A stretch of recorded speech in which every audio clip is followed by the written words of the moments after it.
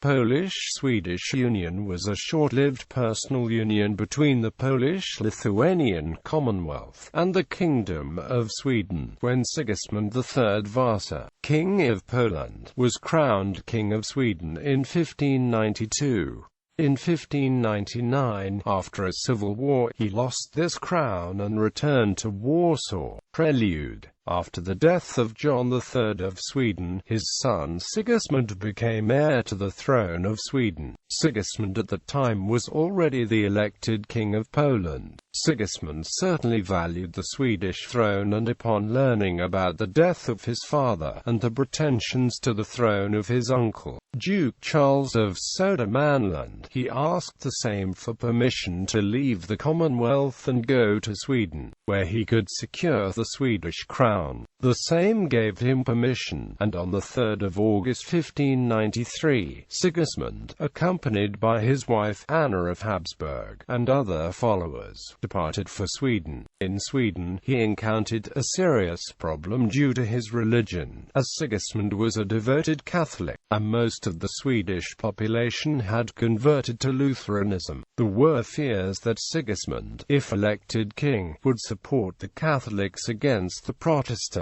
At this period, Duke Charles and his Protestant friends were clearly outnumbered by the supporters of Sigismund. Nevertheless, immediately after King John's death, a synod summoned to Uppsala by Duke Charles rejected the new liturgy and drew up an anti-Catholic confession of faith. March 5, 1593. Holy Scripture and the three primitive creeds were declared to be the true foundations of Christian faith, and the Augsburg Confession was adopted on January 9, 1594, in Uppsala. Sigismund was confronted by the representatives of the Lutherans and the lower nobility, pressured by the political situation, and amidst the turmoil which included Sigismund's Catholic entourage and the Lutherans' opponents. He eventually agreed on February 19 to guarantee religious freedom to the Protestants, and forbade the Catholics from public demonstrations of the faith and from holding high offices.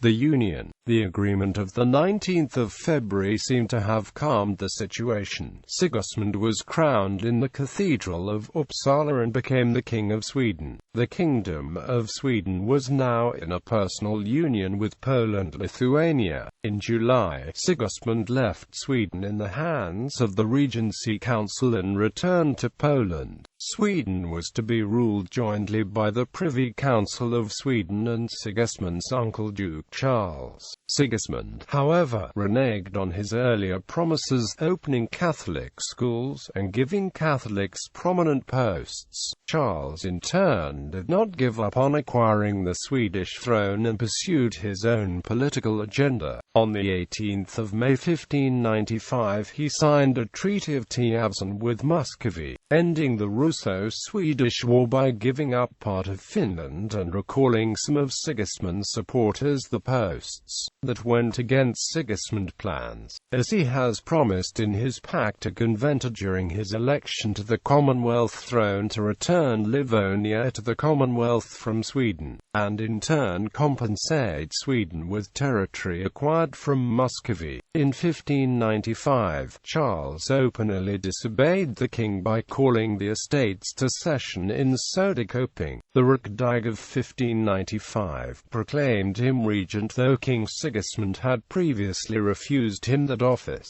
Supported by many Protestants and most of lower classes, he was opposed by most of the nobility, Catholics, the area constituting modern Finland, and most of the population of Stockholm. Sweden was now on the verge of civil war. Duke Charles sought to end the conflict by military means, but gained little support within the Privy Council. The new Riksdag he summoned at Arboga in 1597 again, despite the king's orders, saw few participants, and only one from the Privy Council. Even so, Duke Charles did not achieve support for his military action, but initiated it nonetheless. Parts of southern Sweden were successfully taken. Several of the Privy Council members fled to Poland to convince Sigismund to take counteractions. Sigismund sent a diplomatic mission in an attempt to solve the conflict by negotiations. Charles at first looked ready to negotiate, but in fact he was playing for time, trying to confirm his power at another Rukdag, recruiting peasants for his army, and isolating Sigismund's followers. In 1598, the Sejm gave Sigismund the go-ahead to wage a military campaign against his opponents in Sweden. However, it refused to give him significant support. Sigismund's army was composed mostly of mercenaries, supported by a relatively small Polish force. Sigismund's campaign was poorly planned. He was unable to coordinate his troop movements with his supporters, particularly Fleming, who was supposed to attack Charles from Finland. After initial successes, Sigismund's forces were defeated on September 25, 1598, at the Battle of Stangebro. Sigismund was captured and forced to hand over some of his followers, such as the Chancellor of Sweden, Erik Larsson Spare. In May 1599, Charles's forces captured the last fortress held by Sigismund, Kalmar. On July 24, 1599, the Rukdag in Stockholm officially dethroned Sigismund. The new king of Sweden was Charles IX of Sweden, and the Polish-Swedish Union was dissolved after barely 7 years of existence. In March 1600, some of Sigismund's supporters were executed, including 5 senators, in an event known as the Linköping bloodbath. Aftermath. Sigismund, who was allowed to return to Poland, did not relinquish his desire to regain the throne of Sweden. This attitude led to a series of Polish-Swedish wars that culminated during the reign of his son, John II Casimir of Poland, with the giant Swedish invasion of Poland known as the Deluge.